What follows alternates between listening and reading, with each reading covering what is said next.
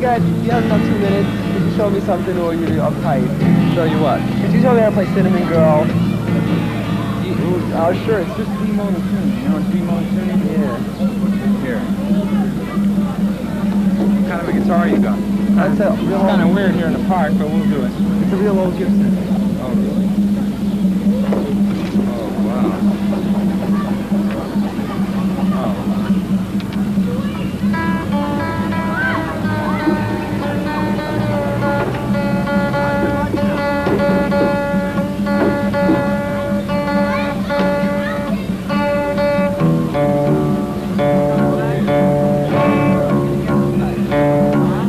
Like a modal, dig it? Yeah, I'm coming down there by the time. I'm going to keep you down with it.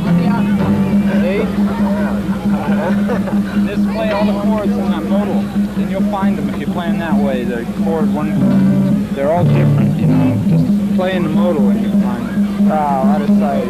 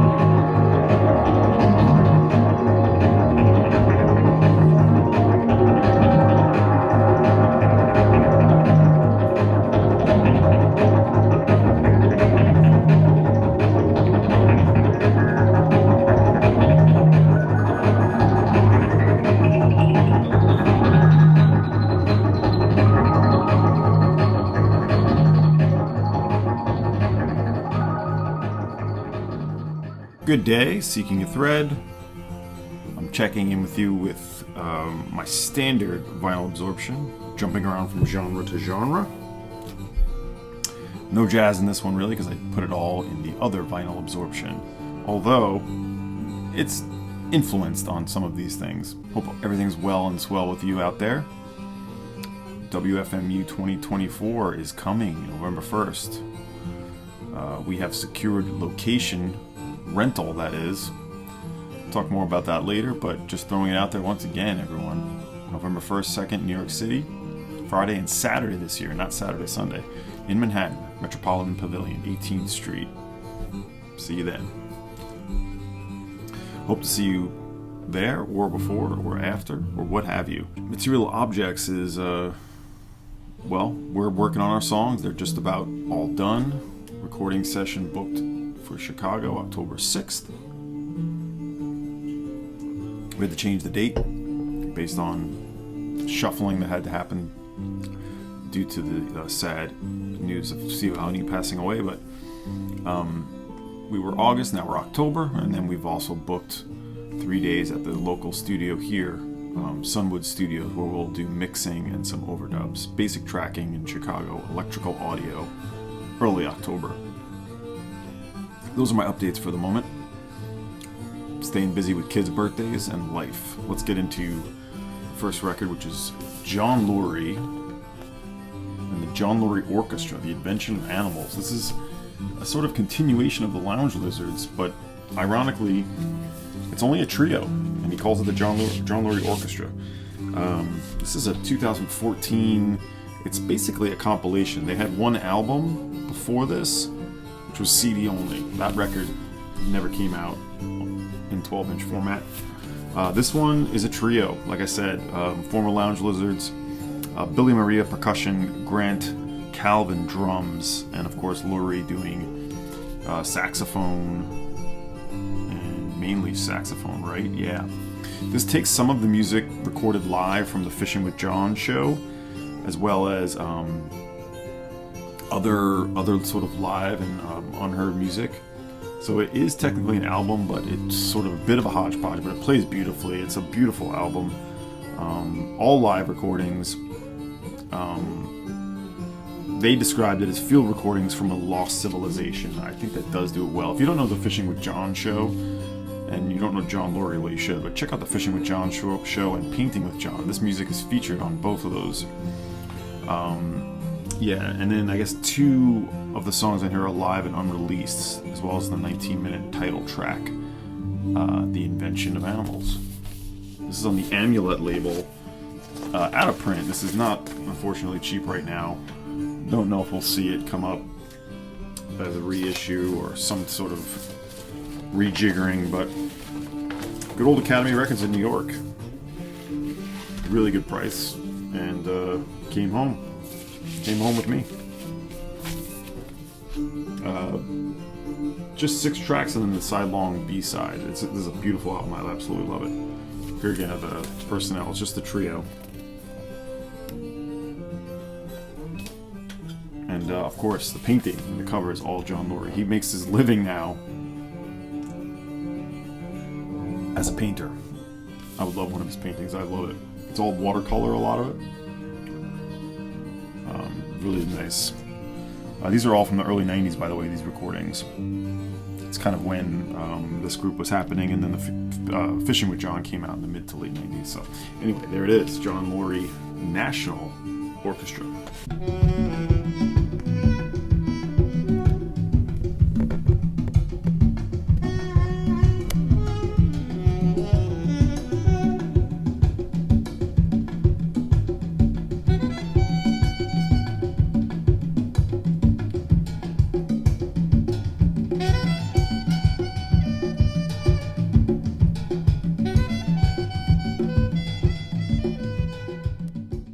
Alright, next one. This is a private press that at some point some dead stock copies were found. I didn't get one of those. I got this at Angry Mom. Somebody sold it. Actually, I bought this on my birthday. This is Carlo, Vinci Jr., Piper of Dreams. Somebody sold a really nice collection of stuff that was perfectly up my avenue. And so I got one of these copies. Yeah, these dead stock copies came out at some point. But anyway, this is a 1979 album from a New Jersey teacher and sort of local musician who basically put everything he had to this record, never followed it up. Multi-instrumentalist Carlo Vinci Jr. He plays basically everything with the exception of some drums on this. Carlo Vinci Jr. Recorded, composed, produced. Where's the instrumentation that he plays? Piper of Dreams, the music of Carlo Vinci Jr. exists outside of the common sphere of musical classification, though it is sort of a classical new age, jazz, and fusion record. Independent of space or time, it generates a subtle electricity in the mind of the listener. Piper of Dreams, his first album, is more than a showcase for his multi-compositional and instrumental talents. This album has been the focal point of influences which range from classical to jazz. Blah, blah, blah, blah, blah. Here we go. All instruments played by Carlo Vinci Jr. except drum set and staggered Sphinx and Blue Snowflake played by Gary Dates. Soprano and tenor saxophones, electric and acoustic pianos, electric bass and guitar, soprano and alto recorders, and some drumming and percussion. Carlo Vinci. So yeah, I kind of give you an idea what it sounds like. Very much a fusion and sort of spiritual influence on this. He would play in other projects in New Jersey, but never really follow this up. Here's the label. Certainly private press, like I said, 1979. Yeah, the first side is like this spacious new age with this really watery bass leads, and then even a little primitive guitar. And then side 2 goes into that more fusion thing that I talked about. And he's a great player, a lifelong educator too. I think when he passed, like there was a ton of outpouring of support from the local community about him. And I just love this cover too. Carlo Vinci Jr., Piper of Dreams. Check this out. It's not too expensive. The dead stock copies probably brought down the price some, but you're still looking at about 30 or 40 bucks for this. So I was fortunate to get it at Angry Mom for a little bit less than that. So yeah, birthday from March. So that's where I'm at.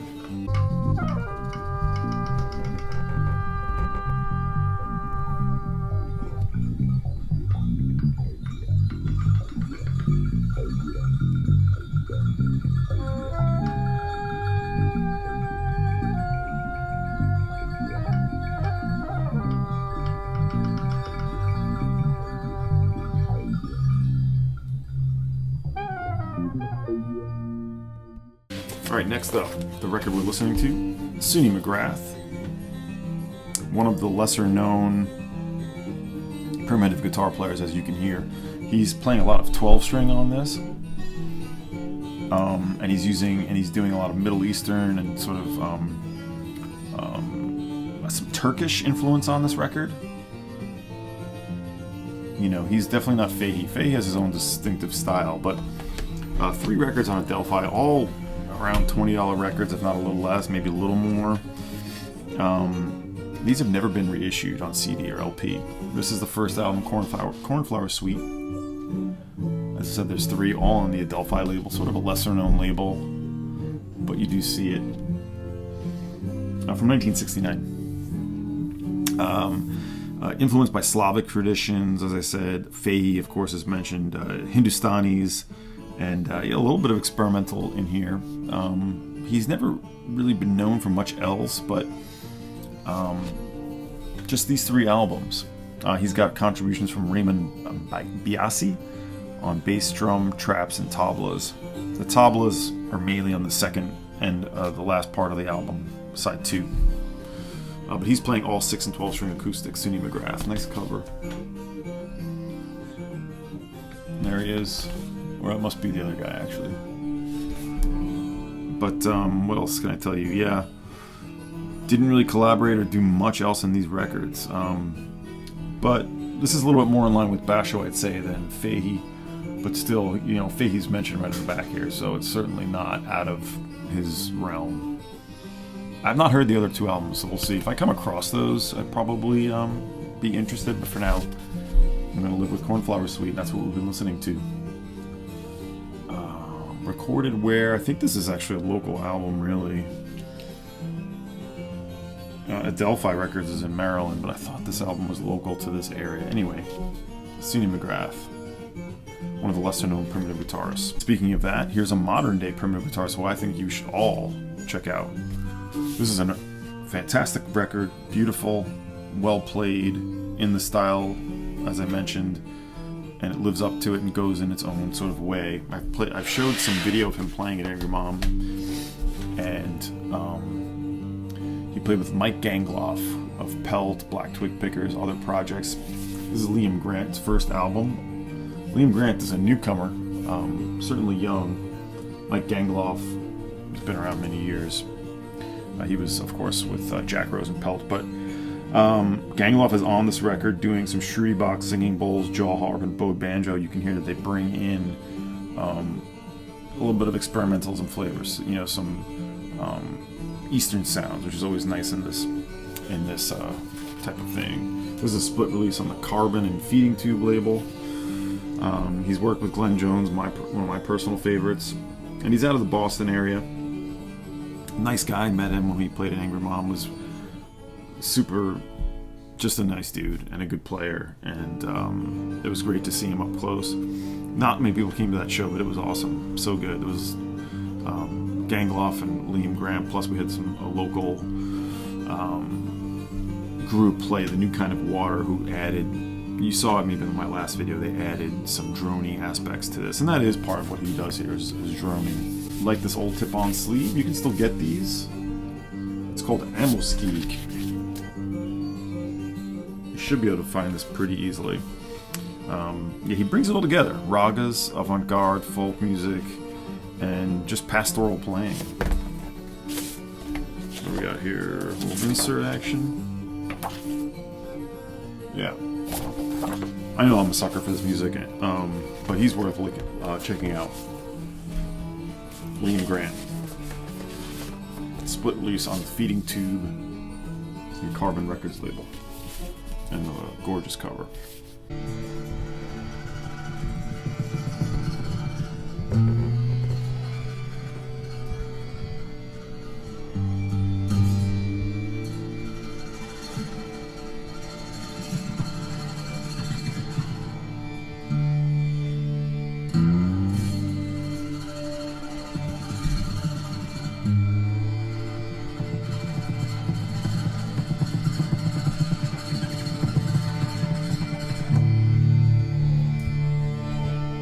As an upgrade, I sold the downgrade during one of those purges I did here on YouTube. And I gotta thank Jason, Vinally Found, Hackman, 77, many different monikers for Jason, foremost Brazilian collector, and other things too. But he's building an Ark of the Covenant full of Brazilian records. He's got a great hookup in Brazil. That's on Instagram. You could probably find him, but he gets huge packages of stuff every year from, I guess, his mother-in-law who goes to Brazil and brings back all the records he's been setting aside with his Connect down there. And he was nice enough to sort of offer me an upgrade. He knew I was trying to upgrade this record since I sold the reissue from '82, and this was an awesome price for this. $40 for the original Gal Costa, her first album, self-titled. The second one is called Gal, which I have, which is the psychedelic cover. This one is a great precursor to it, and the original mono pressing. It's not a perfect copy by any stretch, but I was really very satisfied with how this played. $40 for Brazilian first pressing. Thank you, Jason, and thank you to your Connect for hooking this one up. 1969, as I said. Gal Costa is certainly one of the... And, obviously, if you don't know, by the way, the Brazilian originals usually are just they just usually open up. That's how the sleeves are. Little writing on the back of this one. But she's one of the main foremost leaders in the Tropicalia and MPB, along with Tom Zay, Gilberto Gil, Jorge Ben, Caetano Veloso, Erasmus Carlos, Gilberto Gil. I mentioned him already. Gilberto Gil. She played with all of them, done stuff with all of them. And I believe Gil is on this record, if I remember correctly. It's just a big production, lots of swirling strings, and it's symphonic and psychedelic. Stunning record. Gal Costa at this time could do no wrong, if you ask me. And on that ever-present Philips label. Definitely, when I seek out Brazilian records, I have my certain targets, but then I'm also open-minded to other things. And Jason's video, I'll link to his most recent video where he went into all this Brazilian stuff. Definitely learned and found out about a few things I would love to have. So Brazilian originals are a definite interest for me. Gal Costa. If you don't know Tropicalia, if you don't know,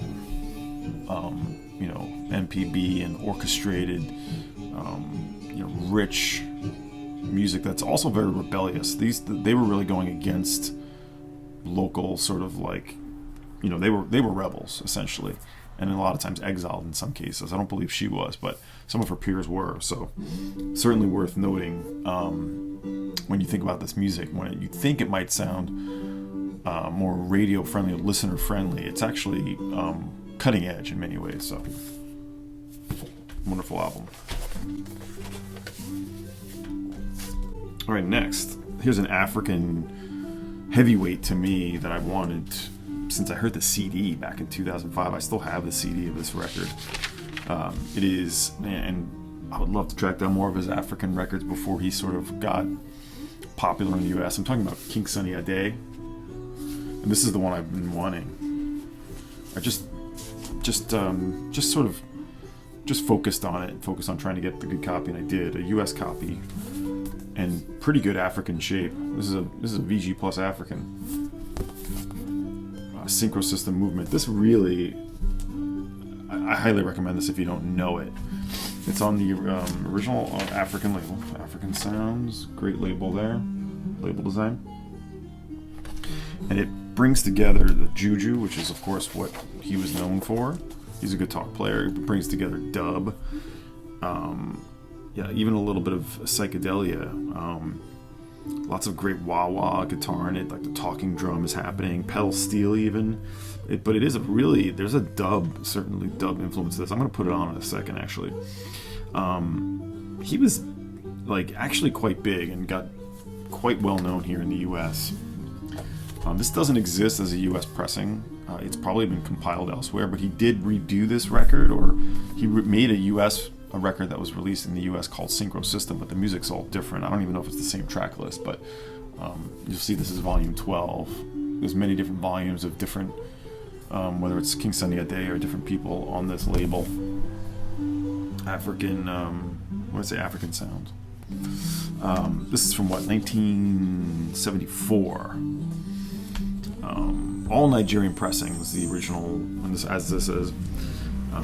But before Island Records signed him, Chris Blackwell, he had like 25 records, all Nigerian pressings.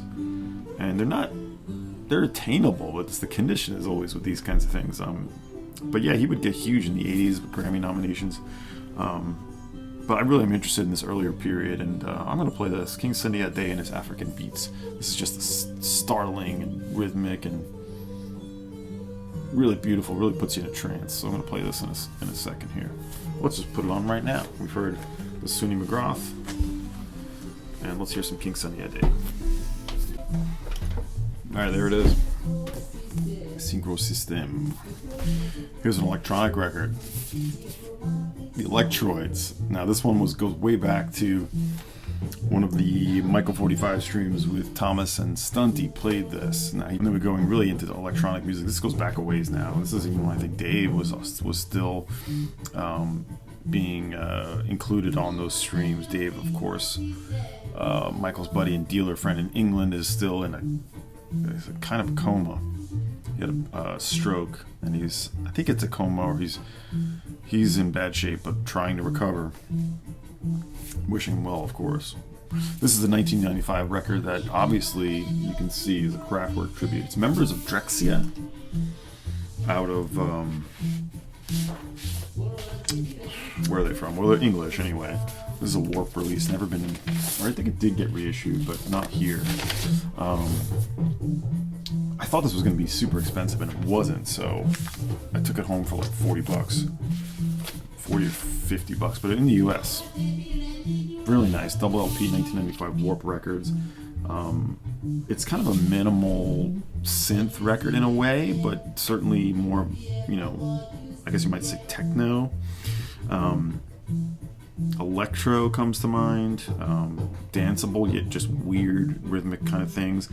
So, last track on the album is definitely a Kraftwerk tribute, but the whole thing really is. It goes back to the early days of Warp, not the earliest, but 95. And how can I not check this one out? So 90s electro record here. Elektroworld by the Erwin. Never did follow this up. It was sort of a one-off thing. But yeah, I really enjoyed it. I really enjoyed it when it was featured on the stream, and then checking it out on my own. Just these nice yellow labels, and who doesn't like a nice yellow sleeve like that?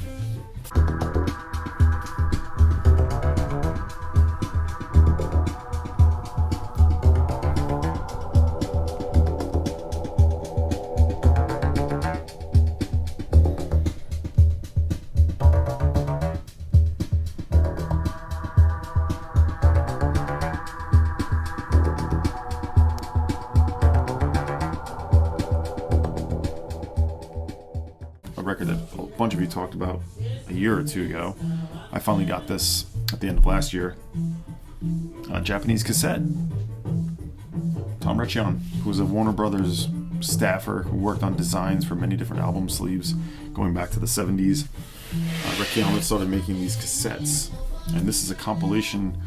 Well, it's the full actual release of a Japanese tape that he contributed to that didn't have all of his music on it. That's an original cassette from the early 80s, but he only, like I said, only a few of the pieces are on that. This is everything he made at that time that should have been on it, but wasn't, essentially. So, Recchion, what can I tell you about him that we don't already know? That's the cool thing about this. All of these are sort of chance improvisations, no rehearsals. He kind of set himself up for success, hit record. You know, he studied what he needed to do and decided, like, had an idea of what he wanted to do, but it was all sort of composed in the moment. He took loops from like commercial reels and things too, and added that in. But each thing is a little different. This isn't like a noise release. It's more of like a sort of patchworky kind of cut-ups and sampling, early use of sampling. This is a feeding tube. This is the reissue. Or this is the second press. I think the first press is on red vinyl. Or no, this is on red vinyl. I don't know, maybe the first was on white. These recordings were realized in '86 for a Japanese collection that came out on B666 entitled Journey into Pain. So that's the tape that he contributed to. A group of international musicians were asked by Hitomi Aramoto to create 30 minutes of music to fill up one side of a cassette. There were 4 cassettes in the set, so he did 30 minutes, I guess. But the producer didn't approve of the tonal nature of these pieces. Only half of it ended up on the release. So half of this is on that original tape. This is the full thing. David Toop also does the liner notes here. So that's that one. Really excellent. I know the Rev, I think, showed this one too.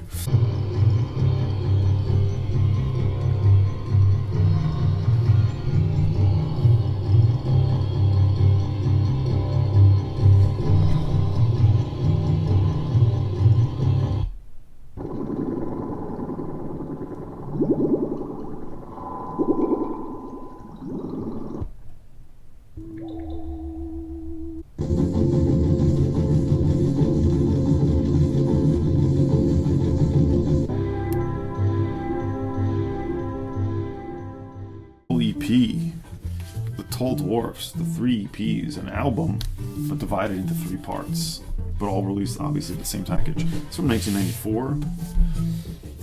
Alec Bathgate and Chris Knox. This came with this insert. One of the reasons why I love all the Toll Dwarfs records is the artwork and the music, but I love Chris Knox's design. This gives you the sort of detail on the different EPs. And this is, came out just one pressing on these labels. These flying on labels, 10 inches, I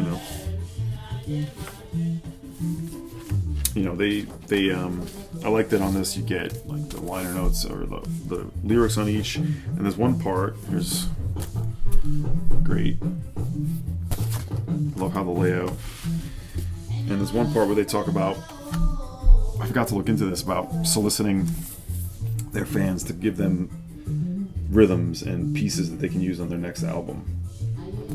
So that must have come out. I don't know. I'll have to check it out. But the 3 EPs, like I said, it's a full album. All this music was made around the same time. It's technically what would be their 4th album, and hard to find in nice shape. I have a tear on the back here. You can see the cover is a bit worn. I mean, it's one single pocket. When you have 3 discs sitting in this for many years, this is going to be worn, a little ring worn.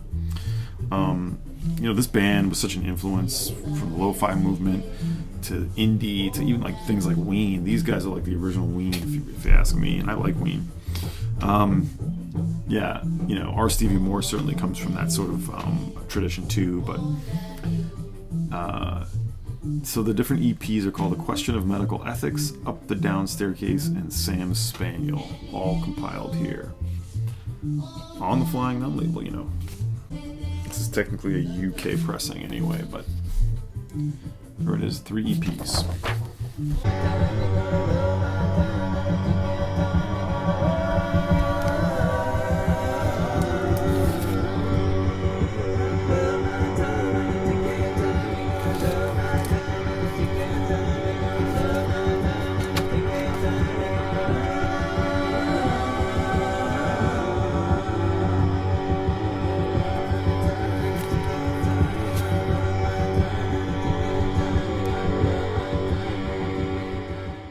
next one is VCLT, sent to me from the Netherlands by a really sweet to do that.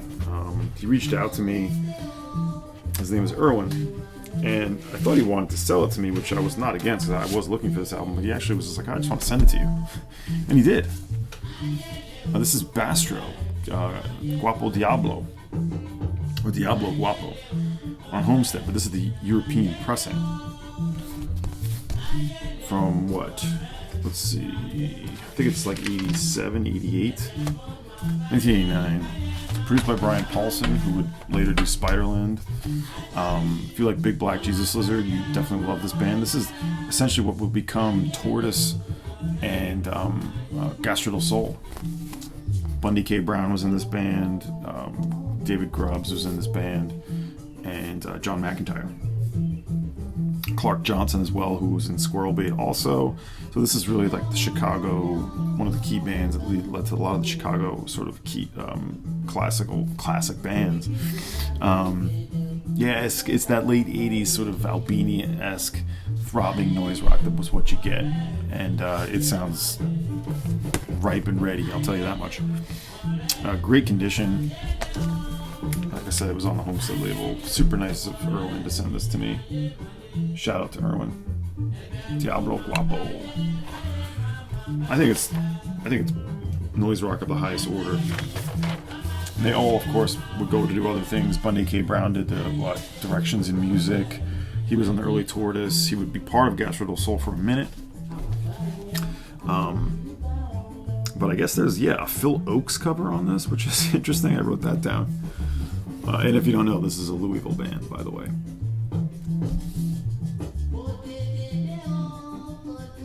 1989 at Homestead.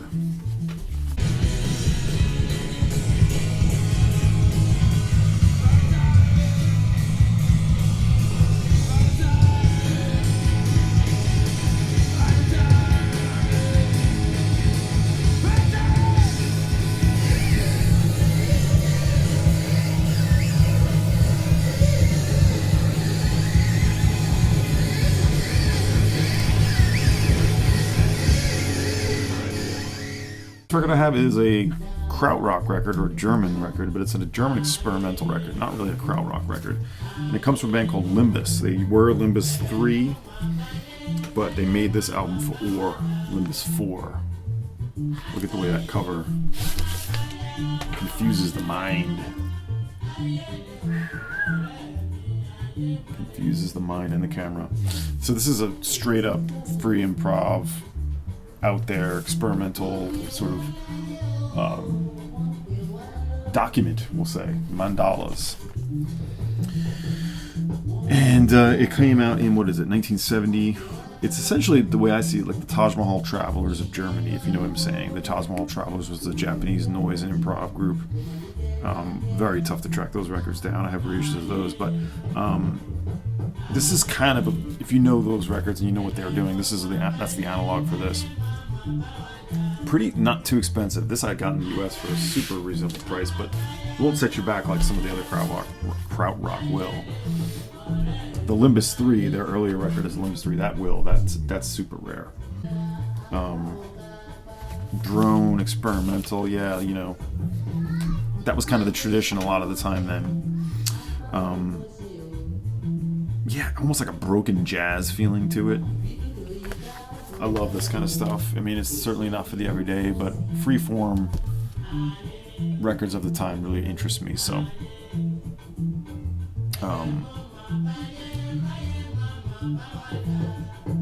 beautiful. Always trying to track down Krautrock when I can. So we'll get a little sample of this in there. Pretty nice pressing, or pretty nice condition. If you like the Taj Mahal Travelers, but done in German fashion, this is what you want to check out.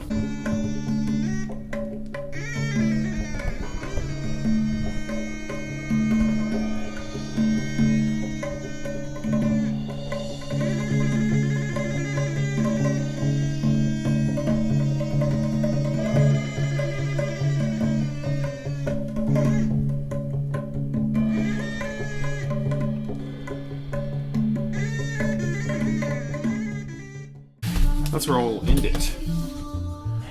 That is the vinyl absorption, what, number 8 or whatever it is. Look for more to come. I'm working on a few artist features that I'm really excited about. And of course, more Acid Archives diaries. I got other ones picked out for sure. So that's really it. Thanks, everyone. And be well. Talk with you soon.